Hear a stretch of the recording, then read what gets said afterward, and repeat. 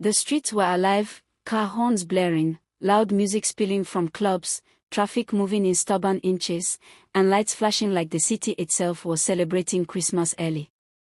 Detty December had turned Lagos into a different kind of beast, one that didn't sleep, didn't care, and didn't forgive foolishness. For Amora and Zainab, this was supposed to be the best December of their lives. They were both 22, fresh out of university, and hungry for excitement. Instagram had sold them a dream: luxury dinners, yacht parties, soft life, foreign accents, and men who spent money like water. Lagos Island was where all of it happened, and Christmas Eve was the perfect night. "Tonight, we date till morning," Amora laughed, adjusting her short silver dress as she stared at herself in the mirror. Zainab smiled nervously. "As long as we're back before morning prayers." Amora waved her off. "Relax. It's Christmas. Nothing will happen." By 10 p.m., they were already on the island, squeezed into a boat ride crawling through traffic. Everywhere they looked, girls dressed like walking diamonds leaned into tinted cars. Men in designer outfits stood outside clubs, laughing loudly, spraying cash like it was nothing. Their first stop was a rooftop lounge in Victoria Island Extension, packed to the brim. The music was deafening. Bottles popped endlessly. Within minutes, two men approached them, well-dressed, confident, and clearly used to attention. "I'm Kenny," one said smoothly. "That's Folaren. Drinks on us tonight." Amora didn't hesitate. Zainab paused, just for a second, then nodded. The night blurred quickly.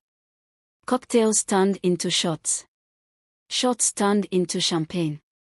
The music grew louder, their judgment softer.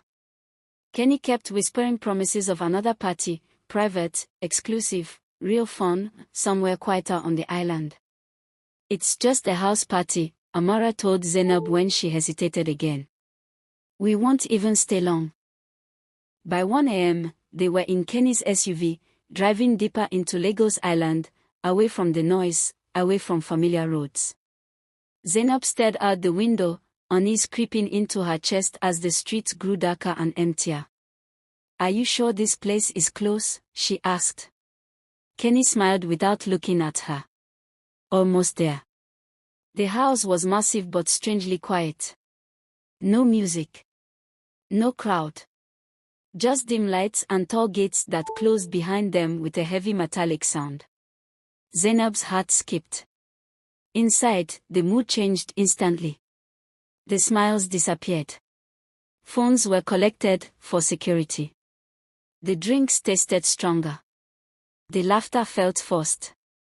When Zainab tried to sit closer to Amora, one of the men blocked her path casually, too casually. "I want to go home," Zainab whispered.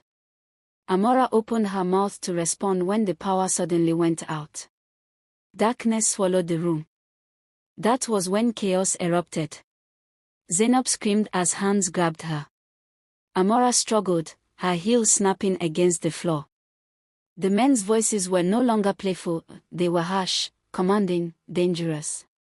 Within minutes, the girls realized the truth. There was no party. No Christmas spirit. No soft life. Only predators. By the time the lights flickered back on, Zainab was crying uncontrollably. Amora sat frozen, her earlier confidence completely gone.